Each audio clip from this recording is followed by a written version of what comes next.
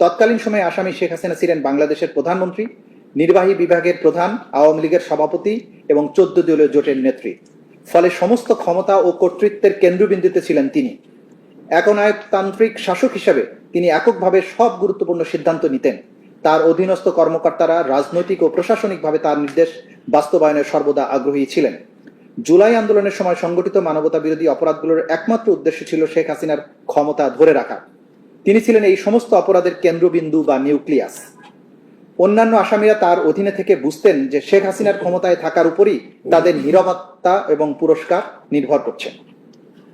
আসামি আসাদুজ্জামান খান কামাল স্বরাষ্ট্রমন্ত্রী হিসেবে ছিলেন আওয়ামী লীগের একজন সিনিয়র নেতা এবং নীতি নির্ধারক এবং কথিত গ্যাং অফ 4 এর সদস্য।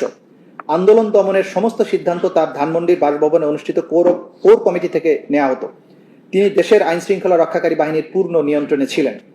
আসামি চৌধুরী আব্দুল্লাহ মামুন তৎকালীন আইজিপি স্বরাষ্ট্রমন্ত্রীর একনিষ্ঠ সহযোগী হিসাবে আইন শৃঙ্খলা বাহিনীর প্রত্যক্ষ নিয়ন্ত্রক ছিলেন।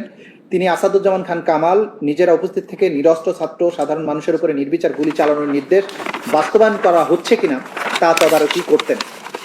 27 জুলাই 2024 তারিখে যাত্রাবাড়ি থানার সামনে আইন শৃঙ্খলা বাহিনীর গুলিবর্ষণের ভিডিও ডিএমপির তৎকালীন ডেপুটি কমিশনার ওয়ারি জোন ইকবাল স্বরাষ্ট্রমন্ত্রী আসাদুজ্জামান খান কামাল এবং চৌধুরী আব্দুল্লাহ মামুনকে দেখান, যা পরে স্বরাষ্ট্র সচিব জাহাঙ্গীর আলমকেও দেখানো হয়। প্রধানমন্ত্রী শেখ হাসিনা, স্বরাষ্ট্রমন্ত্রী আসাদুজ্জামান খান কামাল, আইজিপি আব্দুল্লাহ মামুন এই তিনজনই সর্বোচ্চ কর্তৃত্বের আসনে থেকে যৌথ অপরাধমূলক পরিকল্পনা, জয়েন্ট ক্রিমিনাল এন্টারপ্রাইজ এবং কমান্ড রেসপন্সিবিলিটির মাধ্যমে তাদের অধীনস্থ বাহিনী এবং দলের সশস্ত্র ক্যাডারদের নিয়ে দেশব্যাপী প্রাণঘাতী হামলার নির্দেশ দেন। এর ফলেই 1400-এর বেশি নিরপরাধ ও নিরস্ত্র ছাত্র আন্দোলনকারী নিহত হয়। তদন্তে গৃহীত প্রমাণের ভিত্তিতে এই তিনজনের কার্যকলাপ স্পষ্টভাবে দেখায় যে তারা আন্তর্জাতিক অপরাধ ট্রাইব্যুনাল আইন 1973-এর 4-2, 4-3 ধারার অনুযায়ী দায়বদ্ধ, কারণ তারা 3-2 ধারার অধীনে সংগঠিত অপরাধের জন্য সর্বোচ্চ কমান্ড রেসপন্সিবিলিটি বহন করেন।